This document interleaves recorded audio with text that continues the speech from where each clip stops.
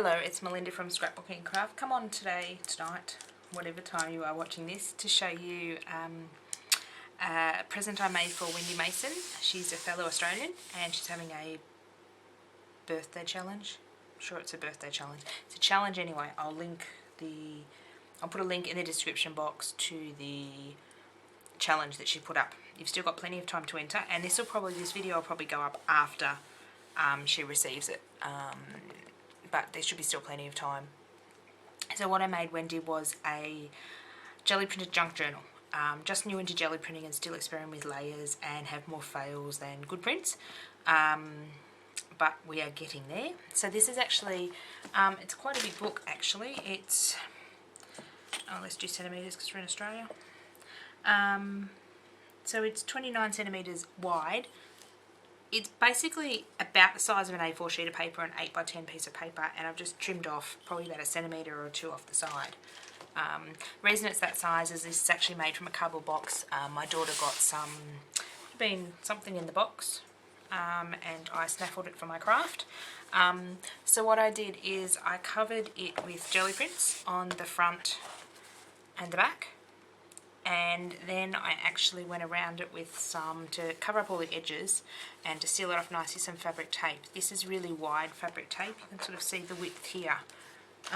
It come from, it's probably about 5 centimetres wide. It come from Daiso, and Japanese dollars, or not dollar store, Japanese $2.80 store in Australia.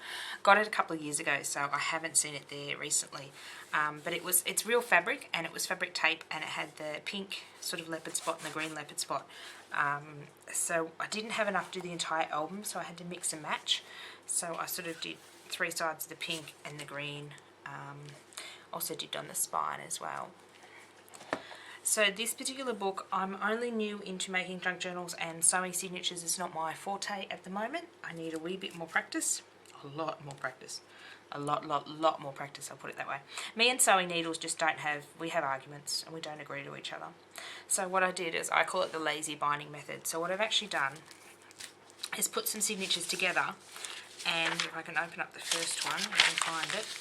I've actually put a loop of baker's twine through the middle of the signature and looped it round and tied it here. So we've got 2, 4, 6, 7 signatures. In a variety of different colour baker's twines. Again, I kept running out, so I kept grabbing other colours that would match. So these sort of space out along here, along the spine.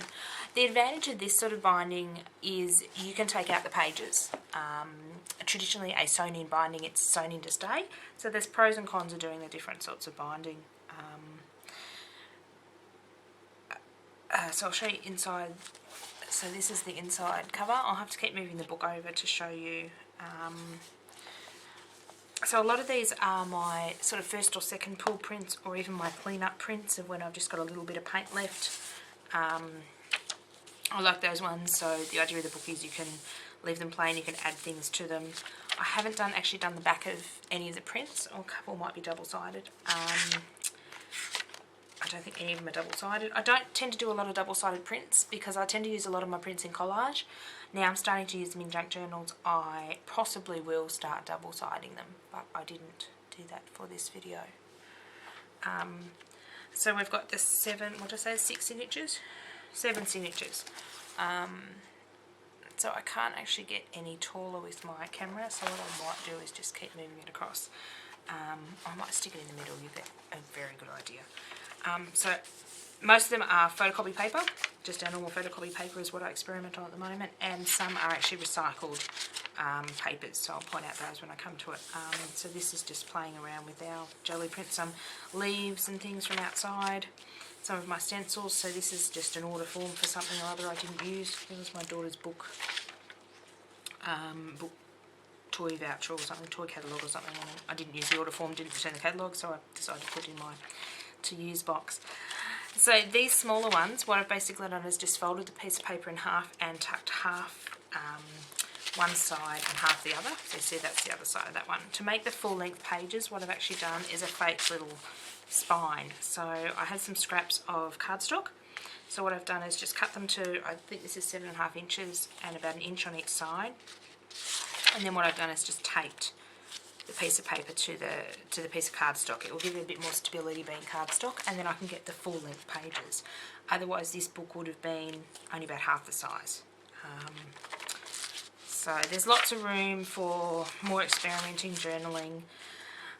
The book can be totally pulled apart if you want to. Some of the pages I've actually stuck in and made little pockets, and I'll get to that in a minute. I love this one.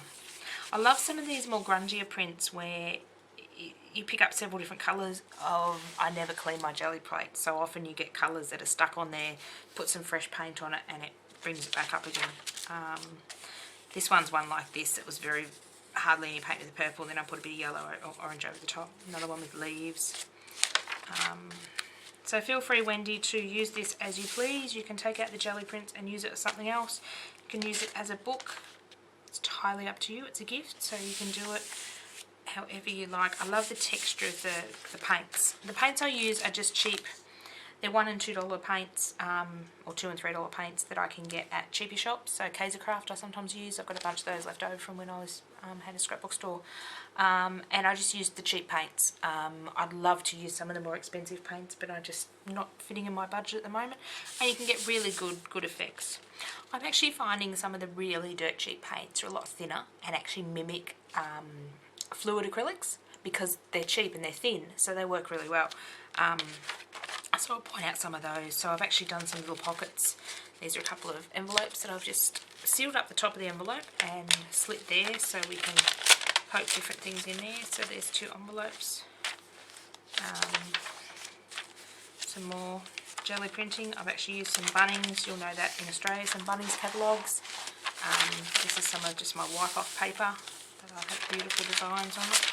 So this one's a little pocket I've made. So what I've actually done with this one is folded it over the bit of baker's twine and just put a little bit of tape at the top and the bottom, just to form a little pocket. So you can actually take these ones out if you want. Another piece from Bunnings.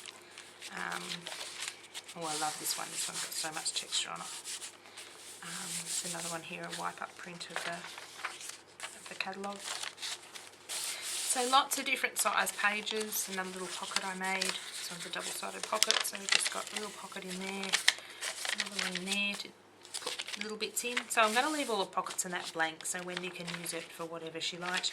You can take the pockets out and put them in your own, deconstruct the book and make something different of it. So some more pictures. This one's got a bit of shine on it. This one's one of my favourite ones with the leaves. My daughter and I was experimenting with leaves. So what we're actually doing with this particular one is we took a print, and because the leaves stuck on the jelly plate, these were totally white. And I thought, they don't look that good. So I'd actually pick the leaves up and then reverse them. So the leaves would have paint on one side of the leaf that was touching the jelly plate, and this would sort of make the paper white. So I'd take the leaves and actually print from the bit of paint in where they'd go, and we got some really cool prints. My daughter and I were doing those. It's another little pocket. I put something into. I love this one with the diamond. I use that one a lot in my stencil. That's one of the stencils I sell in my range. Bubble wrap. I just love feeling this. This pattern here is actually the bottom of a cake tray, or a cake tray, packet of biscuits. Something from Coles or Woolies. It was a big plastic tray and it either had cookies on it, or it had biscuits or cookies on it, or it had a cake on it. So I cut it down so it was flat, and I love the design we get out of that. And you actually get 2 sides out of that. So I'll see if I included the other side. Another sort of wipe-off page. Bunnings catalogue. More bubble wrap. This one's nice. This is a stencil from, I believe this one comes from maybe a cheapy shop for a couple of dollars. A couple more of my stencils with all different colours in them. Some of them are a bit weirder colour combinations because my daughter's she likes to choose weird colours, and we just like to experiment. This one's lovely. You can sort of see impressions of leaves and things in that one. I don't think the true colour is coming out on the camera. So experimenting with the catalyst that we have, which is basically a piece of rubber with teeth marks cut out of it. So my daughter loves drawing the jelly plate with that. This is actually part of that cake plate. I believe this is the other design of it. I'm just going to have a look. I'm starting to collect a lot of, yes, no, maybe. So that's the cake plate, and then that's the cake plate. I believe that's the two sides of it. I may be wrong, it might be the same sides. This is a lovely stencil I have as well. It's a reverse diamond, so this one's again a little pocket just to put some stuff in, some pink background. So these little ones are actually, their majority of their page is actually sticking. I don't know if I can find that one now again. So this purple page is sort of 3/4 and this page is a 1/4 page. So I've sort of stuck a lot of those titty bits in to make the album have a bit of interest. So again, I love this one. With the, what I call a reverse stencil, instead of actually getting the big diamonds of colour, you actually just get the lines where the colour is. There's tiny little breaks in the lines on the stencil, but the paint sort of, the lines are so small, the paint sort of squishes together and you almost don't see it, and it's an awesome effect. Another one with pink and blue. This one's got glitter on it. Well, we're experimenting with some glitter paint on the Geli plate as well, which was rather cool. So there's some more gold glitter paint, and the glitter paint works really well and doesn't really come off, which is nice. This is a beautiful stencil that I've designed in my range. I call it my sunburst stencil. That's beautiful. More Bunnings catalogues, and that one's actually upside down, but hey, that's life. And some more done with what we call the catalyst tool, or the piece of rubber with teeth marks in it.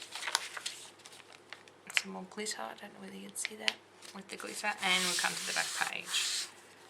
I love these sort of prints, they're just got all sorts of goodness and colours in them. And then we turn it over to the back. So I'll package that up with a few more goodies, Wendy. Hope you enjoy, and feel free to do what you wish with the book. It's entirely up to you. Feel free to add things, add more Geli printing. Feel free to take pages out and use them on other projects. I'm totally up to you. So I'll leave it there for now, and I'll get this packaged up and sent off to Wendy for her birthday challenge. And I'll catch up with you again. Once my daughter goes back to school, she goes back to school in about a week's time, I'm actually planning on doing some more videos, because at the moment I only can tape at night when everyone in the house is asleep. Starting in a week, I can tape during the day when my partner's at work and my daughter's at school and the house is quiet. So I may even do some filming of me playing with my Geli plate. I'm not sure yet. We'll see what next week brings. It's getting very late and I have to go get this uploaded, so I will catch up with you again. Have fun, Wendy, and have a lovely birthday. Thank you for watching. Bye for now.